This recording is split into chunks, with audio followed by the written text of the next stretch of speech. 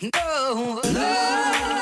here are your hosts, RJ Young and Brandon Drumm. What's up, kidfolk? It's RJ Young, Brandon Drumm. How you doing, dog? You know damn well how I'm doing today. I thought we were going to be able to turn on the mics and just kind of, let no, we can't because Brandon and I have been talking on the phone for like 30 minutes. Yeah. And then I was like, oh yeah, look at the time. Got to do this podcast. I hope the audio is better for you all, just so y'all know, for everybody God. that is. So we're doing this. Are we doing this? I just want everybody to know. I hope the audio is better. We're trying some new things. Please let us know in the comments in the section. I'm being dead serious. Brandon is going to be bad cop tonight. I'm going to be good cop tonight. That's how it's going to go. It probably is going to 100% be that way because I'm on one of those deals where everybody can go to hell. Oh my God. All right, so I'm just gonna. But I love it. Not you all, is in general the people listening. I'm gonna have people in general. I'm gonna have the bleep button ready to go tonight because this could get epic. So Brandon, I'm gonna see how I'm gonna set this up. 3 sets of eyes recruiting were tweeted by the Lincoln Riley, and for those of you that live underneath that particular rock, when Lincoln Riley tweets a set of eye emojis, it is foreshadowing he was given a verbal commitment. Now, in recruiting, the way this works is not like the NBA where we just break other kids' news. What happens is the kid gets to announce whether or not he committed to whomever. And in some cases it works. Most cases it works, honestly. It's like a 95% hit rate. In other cases... RJ's going in on some people right now. In passive-aggressive. In other cases, people botch it. And we will always let the internet have those people. We will toss them in the pit in the middle of Sparta. Now, that said, hey, 1 set of eyes is accounted for. I'm going to let you take it from here, Brandon. All right. So if you're on OUinsider.com VIP board, you know that we hinted and or told everybody to kind of follow the crystal balls last night. I guess I didn't word it correctly on the VIP board, and some people were confused by that kind of hint. But that's neither here nor there. But the ship is righted on that term.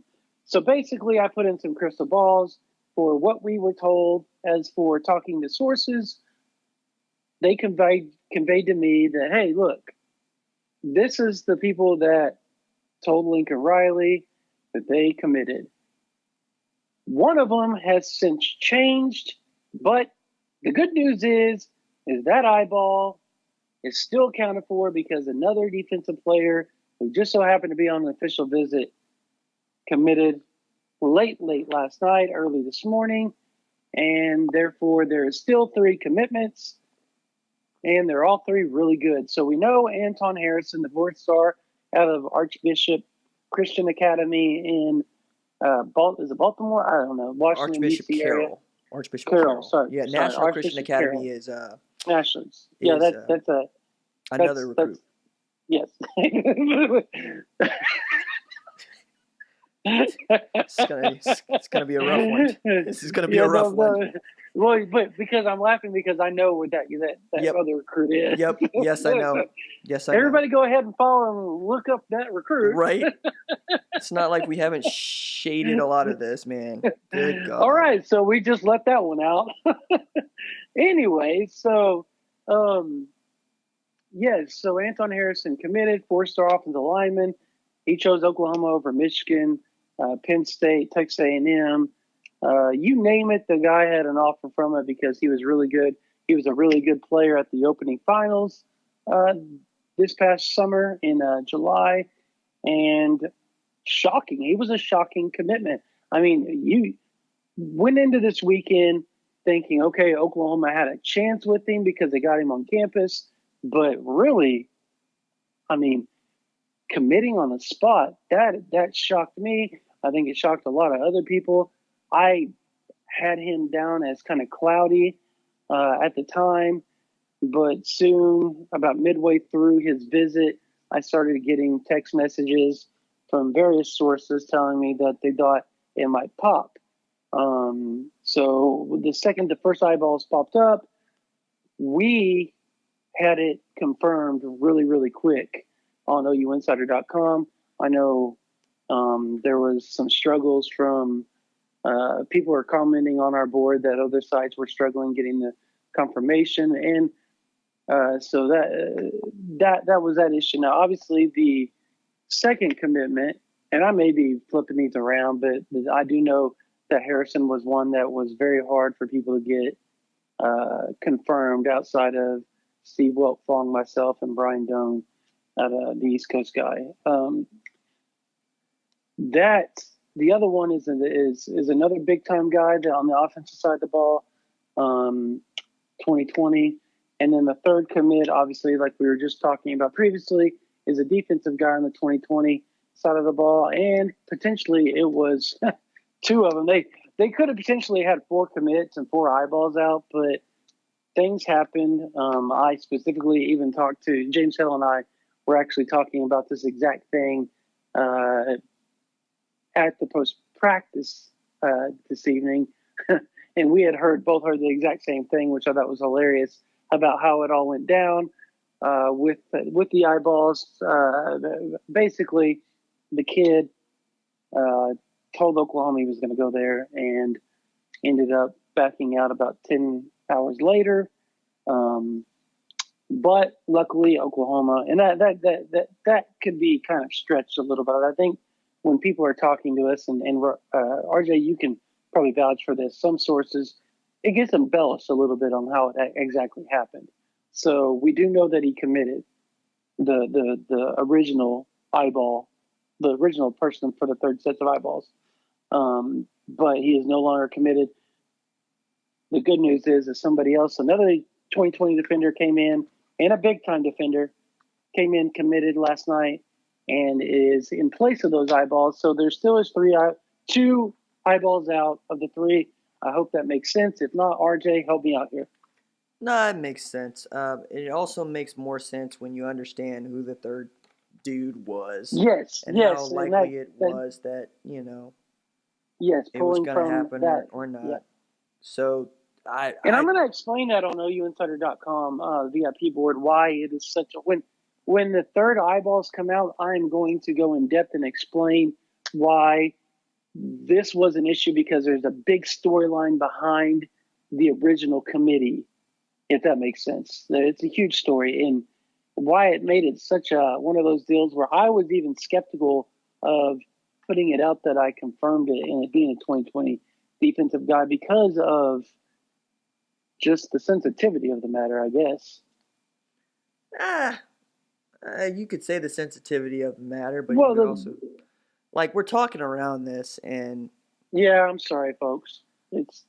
We have to. I kind of want to move on, because I can't, like, if I'm being real about it, I would not have even brought up that the kid had committed and then changed his mind, because in the wash it doesn't matter. It's zero sum. You're like, well, it should have been a 4 set of eyes. Well, it should have been friggin' 2020 quarterback in the boat. I mean, what do you want? Like, very true. It works how it works. So, like, it worked out great for Oklahoma anyway, so it doesn't matter. They got somebody that's on the same par as him. So as far on the defensive side of the ball, and somebody that a lot of people in the country think has a very high upside. And when all that goes down, we can explain even further, obviously. But there's a reason why RJ wants to move on, because we're really just going around in circles, because we can't say much more to that. And I know it sucks for the listener, and we apologize. But that's just the nature of the beast in today's recruiting world, because we're not allowed to do a lot of things and ruin the kid's moment, or, you don't want to throw a kid under the bus, I guess is what I'm trying to say. Last time that it happened in a way that was public was Chris Steele. For those of you that don't know, Chris Steele had originally committed to USC, and a guy that had just got a site publisher decided he wanted to make his name by breaking Chris Steele's commitment to USC before Chris Steele did, and he was roundly booed, because he should have been. And then he tried to hide behind providing his members value To which the members were also like, hey, man, it's cool that you know, but what everybody does is shade that they know so that we can figure it out, because nobody wants you to ruin the kid's commitment because, oh, by the way, what usually happens after that is what happened. Chris still decommitted. And a lot of this had to do with that dude. It matters that much. So if you really want to get upset about something and somebody that did something at a site where you read, then yeah, if they get it wrong or they do not conform to social mores, then yeah, roundly boo them. Kind of like, attributing a quote to a defensive coordinator that he didn't say that went to a kid that didn't commit to Oklahoma and ended up committing to Texas. Fight me. Anyway, now that we got, I said now that we got that, but you got something to add, I'm sure. Yeah, no. I'm agreeing with you. I just want people to understand that when you go about and you ruin a kid's moment like this, you get cut off, man. Like, you will get cut off, and it is hard to get back in that game. Example, during my early years, I broke Austin Kendall's commitment. And I didn't know any better at the time. I mean, I did, but being a new person, you do stupid things. I found out it's really weird. There was another quarterback that just so happened to be on campus on his official visit, or unofficial visit, sorry. And I texted him, and he said, well, Oklahoma got their guy. And I said, who? And he said, some guy from North Carolina. I said, Austin Kendall? And he said, yes. So, of course, I go breaking. Austin Kendall commits to Oklahoma. And, of course, an hour or two later, Austin Kendall announces it. And I can remember feeling like just complete crap for those 2 hours, because that kid had a way he wanted to announce, and he was on vacation with his family at the time at the beach. And that's why he didn't go public right after he committed. So, I mean, it's not a good look, man. And that took me a while to get back into good graces with certain people. And you have to stay the course, and you can't do it. So that's why. I mean, it's either you, and there's a lot of fun in members chasing after the information that we hint. You know what I mean? So I think that members do find fun in doing that, doing their own investigation. I think that kind of covers recruiting, except to say that everything else has gone well. Like, I don't. Do we have a final tally on the number of recruits that came through? I was thinking about that earlier today. 35 to 40. That's total. right, because they didn't. Because people were like, Louisville had twice as many. Well, okay, fine. I tell you what, go root for Louisville. Quality that Oklahoma. No, that's what I said. Go root for Louisville. See how that works out for you. You go right ahead. Yeah, Bryce Foster loved it. It's going. You want to know what? Bryce Foster, I didn't even put this up on the board, and I'm going to tonight. Bryce Foster said that Oklahoma is 100% getting an official from him in the spring. And I said, so do you have any other schools that you're 100% sure that you're going to take an official? And he said, no. He said, I'm still trying to figure it out, but I've always known that I was going to take an official to Oklahoma from day one because I love Coach Piedenbow and Coach Riley. That's heady stuff, because he's one of the best offensive linemen in the country in the 2021 class. Big time stuff. I don't have anything to add on OU Houston that we haven't already talked about, except to say Riley said a couple of things at his press conference that I thought were sort of enlightening. One is to talk about the short week, because everybody's always interested in how do coaches deal with a short week, whether it's in the NFL when they got to play Thursday night games after Sunday games, or in college football on the rare occasion that you have to play a Sunday game or a Monday game. How do you deal? Or a Thursday game. Oklahoma doesn't have to play a whole lot of Thursday or Friday games. But Riley had said it's really just sleep for him, and he chuckled, but it's true, because the coaches, they lose a day. And for the most part, the kids lose a day, because Sunday is traditionally the rest day for Oklahoma as they play on Saturday, they rest on Sunday, they get back in their game prep on Monday. They worked out and practiced on Monday. And he talked about just redoing their schedule, even down to the hour, just to try to get them maximum amount of recovery before they have to play South Dakota on Saturday. There's also what I thought was really interesting is the idea of Bennie Wiley has known that this game is on the schedule since January. He's obviously planned for it since January, and he's going to have a huge influence into how they recover, because that's also the job of a strength and conditioning coach. The other bit that he brought up that I thought was interesting, that was, it's kind of recruiting related, but it was the idea behind just how much or how little it matters that they played as many kids as they did, because I'm going through the participation report to try to get our red shirt tracker started over at ouinsider.com. And I come across, names that most people saw, Jaden Hazelwood, David Ugwebu, Marcus Stripling, on and on. The list is on ouinsider.com. But people swore up and down things like Theo Weiss played. I saw him. And I was like, well, show me, because it's not in the report.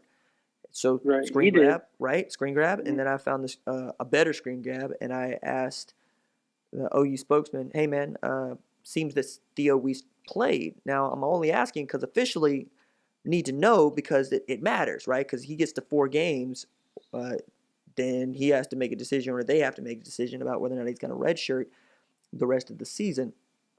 So knowing that he played 26 guys on defense, because Grinch is still looking for his 22 deep, I found it interesting that they only played 6 guys on the offensive line all game, which is another way of saying Bill Bedenbaugh has his group, and he's basically trying to figure out whether or not it's going to be R.J. Proctor or Eric Swinson out there. It sounded like it was going to be Eric Swinson at tackle till he got hurt, and then Proctor was going to play where Marquise Hayes ended up playing, which is left guard. Yeah, so Bedenbaugh came out today and said that he felt when Swinson came in, the unit actually got better than when R.J. Proctor was at left tackle. So I think you're going to see a lot more Swinson, and I also think starting this week, you'll see a lot more Bray Walker. I think you'll see a lot more Michael Thompson getting a chance, Finley Felix. Guys like that are going to get some playing time, and that's how he's going to work. We all know that Bill Bedenbaugh, the first game, he never really plays a whole lot of offensive line. He never has. But starting from games 2 to like 4 or 5, he plays a lot, and then by game like 5 or 6, he has a 7, 8, 9 guy rotation that he plays, and that's who you see the rest of the year.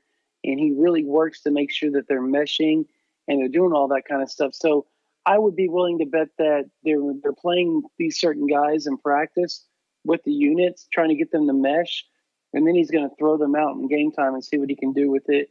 And if it doesn't work, he'll have to go in another direction. But usually he has a pretty good idea and a pretty good pulse on what is going on with these offensive line, obviously, being that they've won the Joe Moore Award and has had so many guys drafted pretty highly in the NFL. So I trust what he's doing, and I think the offensive line as a whole played pretty well, even though Bill Bedenbaugh didn't really want to come out and say that tonight when we talked to him.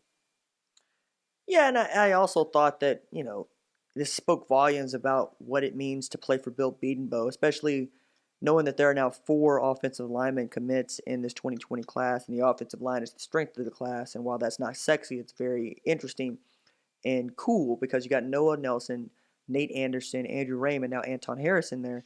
But one of the things that you know about Bill Bedenbaugh is he's not going to play true freshmen. He just ain't going to do it. And the last redshirt freshman that he played was Creed Humphrey. And this time last year, we had Lincoln Riley say the most talented player on our team is not Kyler Murray. It's Creed Humphrey. So it takes that much talent and even a year of seasoning to be a starter for Bill Bedenbaugh. Whereas at Texas A&M, Kenyon Green started as a true freshman. Samia started as a true freshman? Yeah, 2015. I thought he's redshirt. No, I'm pretty positive he was a freshman. Okay. True. But he was it. But outside of Orlando Brown and Samia, that was it, man. Well, Brown was on scout team. He doesn't. 2015, he was a redshirt freshman in 2015. That's where he started to get his feet wet a little bit. He was a scout team as a freshman, came back as a redshirt freshman and started because it shocked Bill Bedenbaugh himself. He's admitted to that. just because Orlando worked really hard. Well, I'm looking it after up. even knowing that, right? Let's count Yep. the number of true freshmen that play for Bill Bedenbaugh. Oh hell, there's not very many. Right. And Kenyon Samia, Green, and that's it. Kenyon Green is starting at A&M, right? And Oklahoma Correct. has been in battles with A&M and Georgia of late for offensive linemen, right? And what he's not going to tell you is that you're going to come here and play. He's going to tell you that you're going to be here for a bit while you get better and you get whittled into the kind of guy that gets drafted at the top of the draft, right? So when people ask things like, yo, man, why doesn't Bill Bedenbaugh just put together a class of 5-star offensive linemen every year? Because do you see what the product he's putting out? You're saying to a 17-year-old, hey, child who's been playing football for 14 years straight and who loves football and who is used to being the best football player at his position, you're not going to play this year. And you're probably not going to play next year if we're being honest about it. You're going to sit, you're going to practice, you're going to lift, but you're not going to play meaningful snaps for 2 years. Those kids will tell you, please, I want to go where I'm going to play. And you'll say, hey, 17-year-old, 17-year-old, think about what your life could look like in 5 years, to which you remember being 17, you were stupid too, right? You didn't know anything, Correct. even as you thought you knew everything. You were just stupid. And you're going to do what you want to do, especially when you're as talented, as gifted as some of these kids are. And I don't blame them, quite honestly, because I would want to play. Like if somebody told me, hey, RJ, we want you to do a radio show, or we want you to do a TV show, right? But we want you to do it in 2 years. We want you to spend 2 years just, getting reps, making YouTube videos nobody ever sees, doing a radio show nobody ever listens to. I would tell you to kick rocks, and I'm 32. I would tell you, I would flip you the bird and walk away because you just decided to tell me that I can't do the one thing in life that I really love doing. I have so much fun doing, and that I work so hard to be in a position to do. No, to hell with that. What Bedenbaugh's pitch is his pitch because this is the way he knows how to do it, and I think that's worth just putting underneath every single commit he gets, because Andrew Rames should be a 5-star. He probably will end up a 5-star, but when you're looking at those kids, remember that those kids want to play, and there are people that are going to say to them straight up, you can come here and play tomorrow. Bill Bedenbaugh ain't going to do that. No, you're 100% correct. He does not sugarcoat anything. He tells it like it is. But the one thing he does is he builds mentally tough guys that make it in the next level and or make it in life in general. You don't hear a lot of guys coming from Bill Bedenbaugh's tutelage and coaching not being somewhat successful, whether it's in whatever career choice they do or in the NFL, because I think it's just him as a person, him as a human being, his teaching, his philosophy on life, his understanding of the kids. He's hard on the kids, but he also is loving on the kids, and you hear that from everybody that plays with him. So I think you can pretty much hit the nail on the head as far as what he is as a coach, whether it's playing time, whether it's off the field stuff. You're not going to come in and be the guy underneath him. You have to earn your stripes. And that's what makes the offensive line so successful. I want to talk a bit about what we can expect from South Dakota and what we can expect from OU versus South Dakota, because the jokes are already out there about how many points the team is going to score, and that's, fun. But I did this longer interview with the sideline reporter for USD, mascot is the Coyotes, for those of you that don't know. And he talked about how they're coming into it and what they feel, and we talked a bit about FCS football and what that means. It was really good, and I thought it was interesting enough to bring at least the discussion here, because they're getting paid $575,000 to come down here and basically get their butts kicked and then go home. And that money's going to help fund their programs, like not just football, but everything. It matters that much that they play these sorts of games. That said, I would expect to see Tanner Mordecai sooner rather than later, and I would love to see Spencer Rattler. And I think that's what you're selling, but you can't sell if you're Lincoln Riley, is you're going to ask people to pay pay-per-view money to get an early glimpse of Spencer Rattler in a Sooners gear. And yet, probably not going to see outstanding football. Probably going to see lots of running the ball, lots of eating up the clock when OU's up 4 or 5 touchdowns. Because if that's not what you see, their heads will roll. Like, that was the other thing I was thinking. If you won this game by 3 touchdowns, do you think Oklahoma is satisfied? Do you think Lincoln's going to walk into that post-game presser and not be hot? Imagine taking 3 overtimes to beat South Dakota. You think Lincoln Riley's going to be happy? No, I think he'll be embarrassed, and rightfully so. I think that Oklahoma will play Rattler. I think they will play Mordecai, and I think they will play each pretty evenly. Here's how I think it's going to play out. And I kind of discussed this on our show, or my show on 105.3 CBS Sports Radio in Oklahoma City. I was talking to Charles Thompson, and he kind of agreed with me. He thinks, look, they're going to play Jalen Hurts throughout the whole first half. He's going to start the second half, and they're going to let him play a series just to continue to keep the groove, just everything, the timing, everything, just to keep everything smooth and running, because they know they're going to pull him probably after that first series, obviously barring some catastrophic, ridiculous thing that happens in Oklahoma isn't just pounding South Dakota. So then you'll see Mordecai. And I think you'll see Mordecai play probably the last 10 minutes of the third quarter and probably the first 2 minutes of the fourth quarter. And then you'll probably see Rattler the last, 8-9 minutes of the fourth quarter on. And I think that's the right way to handle it, because you give both of them playing time. You give Mordecai a little bit more because he is your number 2 guy, but you also let Rattler go out there and do his thing. Giving him less time allows you to control the narrative somewhat, because it is going to be scary if Rattler goes out there and slings that bad boy around and throws for 200 yards in the fourth quarter, because they're going to allow him to throw some. I mean, that's just what they're going to do. You are going to allow that youngster to get out there, get some confidence playing in front of a big crowd, and then people are going to stick around because they want to see the number 1 quarterback in the country from the 2019 class come in there and see what he can do, see if the height, Mr. QB1, can do it. We know he can, RJ, but everybody else that hasn't seen it, they want to see it, and that's where everybody's going to stick around, why they're going to buy the pay-per-view. So Riley, really, for politics alone and optics, he's going to have to play him. I think so. I would hope so. I would also hope to see Marcus Major. Yes, he was injured last week. Yeah, but not severely so.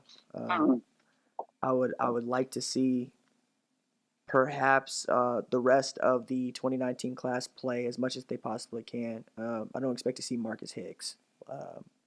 Just the hammy. That poor kid. Yeah, the hammy is a big deal. They figured out why, though. Right. They figured out why. Right. That's the good news. Right. Yep. Speaking of Charles, did Charles tell you about the Indianapolis Colt scout that started chatting me up? Yes. Okay. Yeah, he said that guy. We need to talk about that off air. Oh no! I wasn't going to get into that part. Okay. So okay.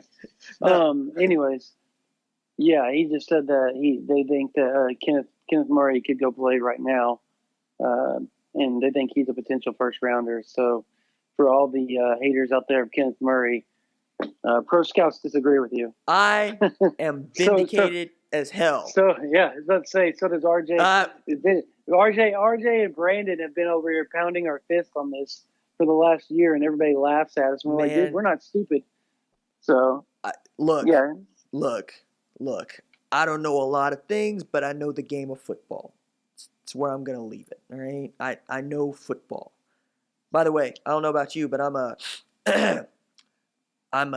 14-5 against the spread, dog, and I am killing people straight up.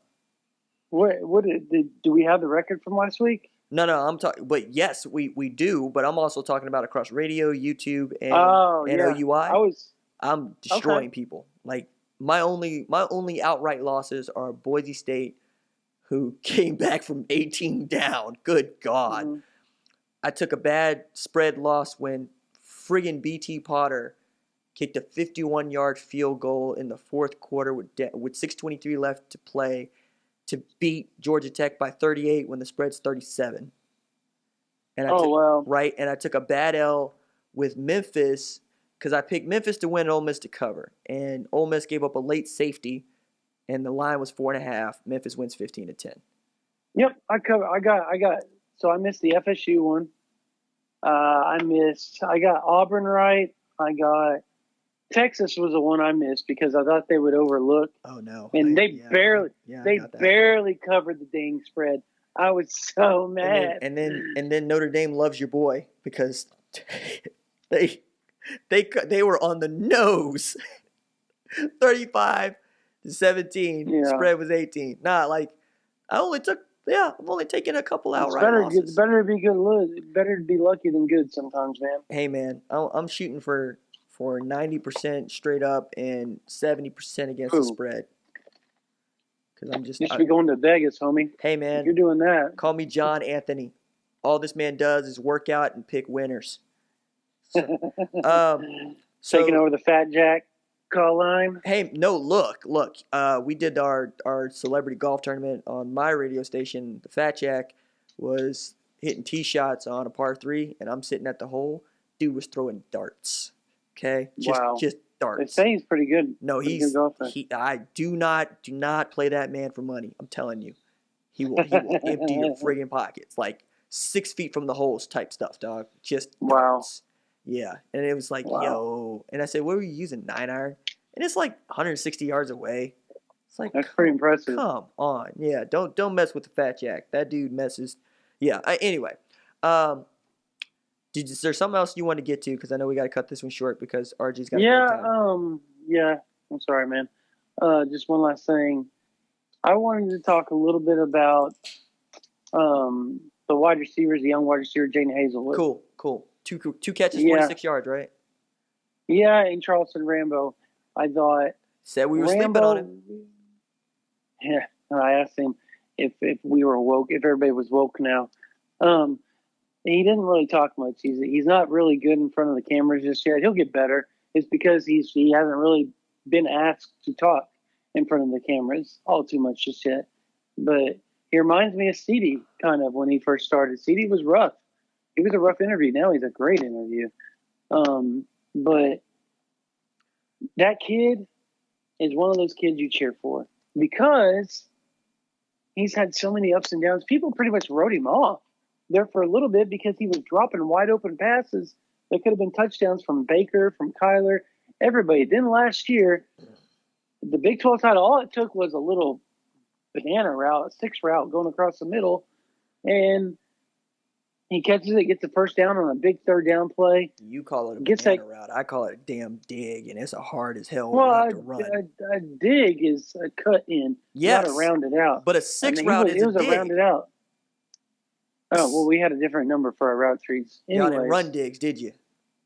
Yeah, we did, but they were a 4 route because you had to plant and cut in. The dig route was a plant and cut in. Like it was an in route, hard in route. Anyways. So he made those 2 catches, obviously, in the Orange Bowl. He made that big catch. And then he goes out there during the pro day and looks. And he did so well in the pro day. And yes, he was going to get up against air, but people are talking about him because you could tell he was super fast. The pro scouts were like, who is this kid? All this type of stuff. And he looked really good running routes for Kyler, catching the ball. Looked very fast. Obviously, he runs a 4.3 40.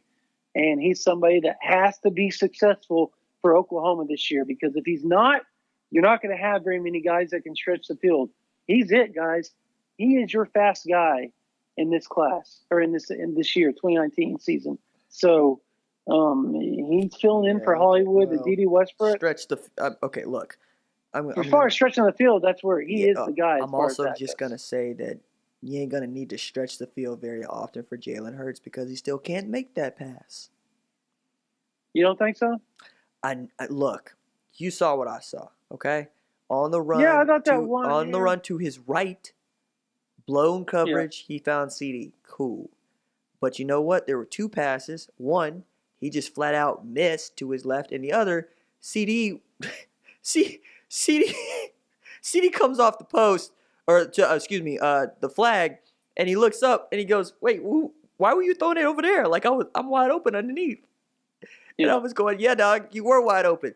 And when Jalen's talking about we were sloppy and we got to do better, those are the kind of things he's talking about. Yeah, I think he'll eventually get to the point. But you said stretch the field, and I'm like, yo, you talking like the dude with the baseball arm is throwing to the dude with 4.2 speed, and that ain't Jalen Hurts. Jalen Hurts is an outstanding quarterback, and obviously in the Heisman conversation in a very real way. But he ain't gonna be throwing no 50-yard bombs like that. He will like a couple of times. I think he will. He'll complete some this year. Enough to make people have to. I think he'll complete enough. I'm not saying he's going to be Kyler Baker. Look, man, all I'm saying enough to make you have to prepare for it. Is what I'm talking about. Flood to the left side. Flood routes all day. Flood to the left side is going to be his nemesis, and if Lincoln ever calls it, I'm going to be shocked. But I would just run cloud and bracket the left side and say, or bracket the right side and say, yo, man, there it is. If you can throw it, fine. But I don't think you can throw it. Okay, well, I'm going to finish my Charleston Rambo Please, go ahead. Here. Yes. Okay. He also, we'll call it a dig route for RJ. Little banana routes are different, but it depends on how you run them. He a little rounded off in route he ran, and he made that where he turned up the field and got shoelace tackled. Nobody else on the team is turning up the field and going 30 yards down the field as fast as he was, and barely getting caught by a safety that already had 15 yards on him, head start to try to catch him because he's that fast. He's a 4.35 laser time 40. He has got to be successful. He has got to be your Hollywood this year.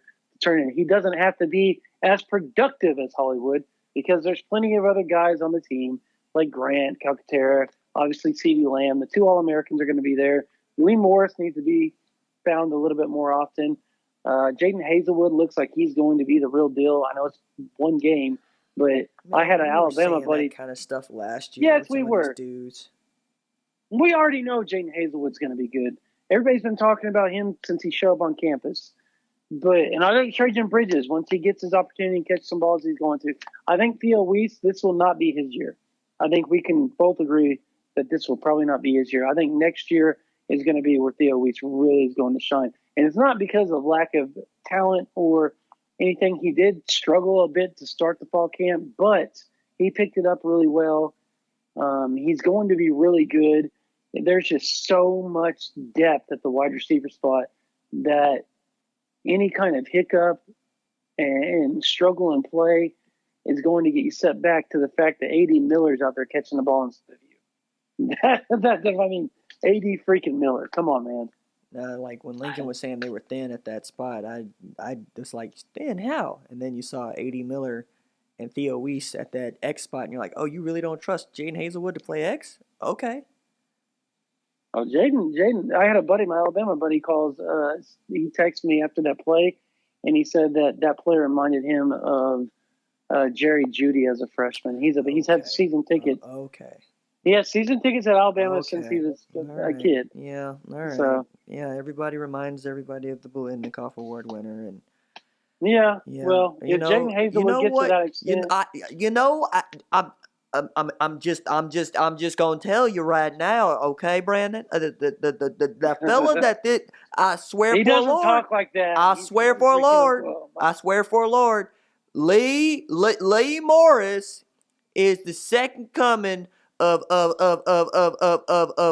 Keith Shannon Sharp. See, to hell with that, man. Pull a comp out. I see. Don't pull a comp out of your butt and then bring it. People do that to me all the time. It drives me up a wall. But I'm not comparing him, but I can see how that play would remind me. Kenneth Murray Jr. is Zach Thomas. I swear to God. Yeah, no. Can't just be Kenneth Murray Jr., dog. I thought you were supposed to be the good cop. I'm supposed to be the bad cop. We just switched roles in the middle of the podcast. Well, we went from recruiting to team play, and you're much more optimistic about team play than I am, and I'm much more optimistic about recruiting than you are. So like it works. That's true. Because I look, man. People ask me for comps all the time. For instance, I'm not a good comp guy. I hate comps. I like comps. I just don't like telling people comps because then they start trotting them out, and then I get people that are coming to Remember me. what you said about him? Oh God, friggin' David Pollock was a fullback. People, he was a fullback. He was committed and signed as a fullback to Georgia. He played defensive tackle when he got there, and then they moved him out the end. They played him at tackle because they were so thin at tackle. Then they moved him out the end where he was, So nobody knows diddly squat, all right, except the people that are looking at that guy going, you know what I think that kid could do? I think that kid could do this. And I get that you think you're one of those people that walk up to a person and tell them what they're going to do, but since you don't have a headset, no, you don't. Yeah. You don't. And we could tell you what we think his comp is, and we could tell you, like many were saying during the spring, that Kenneth Murray Jr. needs to play rush in. Sit down.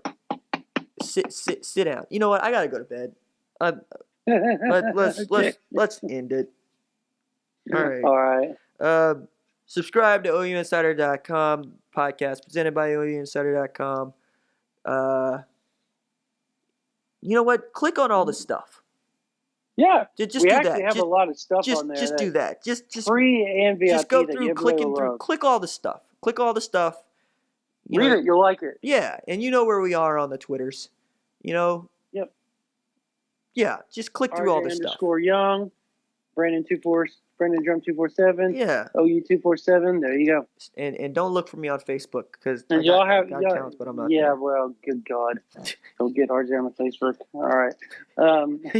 Now he knows I really want to go. Yeah. Anyways, y'all have a blessed night. Sorry for my rant that started. It was all jokes, anyways, people. So don't take it so seriously. I know because there's going to be some people on the board that are going to be like, he told us to go to hell. I'm joking. So, yeah, anyways. I'm going to hit the stop button now. Okay.